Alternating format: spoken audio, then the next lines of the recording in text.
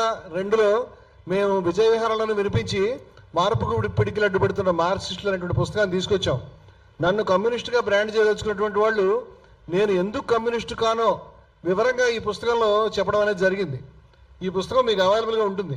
దాంట్లో కమ్యూనిస్టు రాజ్యాలని చెప్పబడేవి ఎంత నిరంకుశంగా ఉంటున్నాయి, ఎంత సమస్యాత్మకంగా ఉంటున్నాయి, అందువల్ల ఈ సిద్ధాంతంలో ఉన్న సమస్య ఏమిటి, నాకున్న విభేదం ఏమిటని నేను ఓపెన్గా రాశాను. అంతే. దాని అర్థం నేను కమ్యూనిస్టులకు శత్రువుని కాదు, ఆ మాటకు వస్తే ఆర్ఎస్ఎస్ కూడా శత్రువుని కాదు. నేను అంటున్నది ఏంటంటే this is a question, it's ideological question.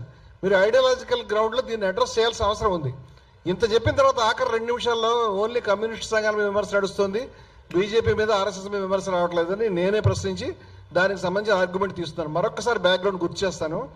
Yogi Adityanath గారు 2,500 కోట్లతో కేవలం శ్రీరాముడు మాత్రమే ఉన్న విగ్రహాన్ని ఆయన ఏర్పాటు చేస్తున్నారు. ఇవాళ 2026, అది 2017.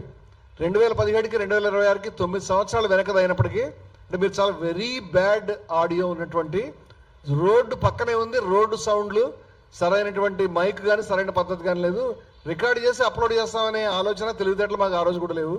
అంచేత అక్కడ ఉన్నటువంటి కేవలం గ్రూప్ని మాత్రం అడ్రస్ చేసి మాట్లాడినటువంటిది. అంచేత ఆడియో బాగలేదు, క్వాలిటీ బాగలేదు, దాన్ని కూడా క్షమించమని చెప్తున్నాను నేను.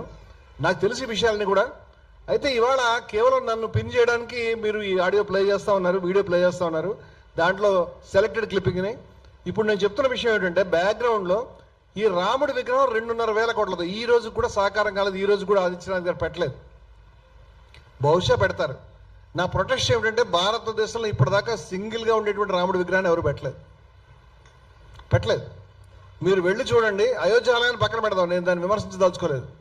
కానీ ఒంటిమిట్టలో కానీ భద్రాచలంలో కానీ మీ ఊర్లో కానీ ఎక్కడైనా కానీ రాముడు, సీత, లక్ష్మణుడు, భరతుడు, హనుమంతుడు, అది పట్టాభిషేక సన్నివేశం, లేదా రాముడు, సీత, లక్ష్మణుడు నిలబడి ఉండగా కింద హనుమంతుడు కూర్చుని దండం పెట్టుకునేటువంటి సన్నివేశం ఎక్కడైనా అదే ఉంటుంది. హనుమంతుడి విగ్రహాలు ఉంటాయి, ఒక్కడే ఉన్నది. ఎందుకంటే ఆయన ఘోటక బ్రహ్మచారి ఆ కథ ప్రకారం. అందువల్ల హనుమంతుడి విగ్రహం పెడతారు కానీ రాముడు ఒక్కడే ఉన్న విగ్రహం పెట్టరు. ఆ ట్రెండ్ వస్తుంది కాబట్టి దాన్ని అడ్డుకోవాలనుకున్నాం. ఎందుకు అడ్డుకోవాలనుకున్నాం అంటే ఇది మన మతం కాదు, మన సంప్రదాయం. దక్షిణాదిలో మేము అటువంటి చూడలేదు. దక్షిణాది వ్యక్తిగా, జై సీతారామన్ చెప్పగలిగేటువంటి వ్యక్తిగా, సీత ప్రాధాన్యత తెలిసిన వ్యక్తిగా, సీతకు జరిగిన అన్యాయాన్ని మాట్లాడేటువంటి ఉద్దేశంతో నేను ఈ మాటలు చెప్తా ఉన్నాను. రాముడు, సీత కలిసి పెట్టుంటే నేను చాలా సంతోషపడేవాడిని. కానీ అయోధ్యలో పెట్టలేదు. కానీ ఈరోజు ఇటువంటి విగ్రహాలు చాలా చోట్ల పెడుతున్నారనే విషయం మన మతం మారిపోతుంది.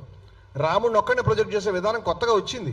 గోవాలో రాముడు ఒక్కడే ఉన్నటువంటి పెద్ద విగ్రహాన్ని మోదీ గారే మొన్న ఆవిష్కరించారు. బహుశా ప్రతి ఊర్లో పెడతారు. అంటే మొన్నటి మతం ఇవాళ మతం వేరు.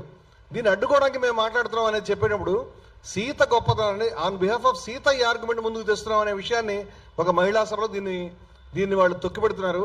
ఇక్కడి నుంచి మీరు ఈ విగ్రహం చర్చ, సీత చర్చ వస్తుంది. అది కూడా మీరు కలిపి ఉండాల్సింది అంటున్నాను నేను. అప్పుడే ఆర్గ్యుమెంట్ ఎందుకు చెప్తాం అర్థం అవుతుంది. ఇది మీరు ఈ ఆర్గ్యుమెంట్ దయవుంచి చూడండి. ఇది అయిన తర్వాత నేను మొట్టమొదట చేసినటువంటి విమర్శల్లో సమంజసత్వాన్ని గురించి నేను మాట్లాడతాను.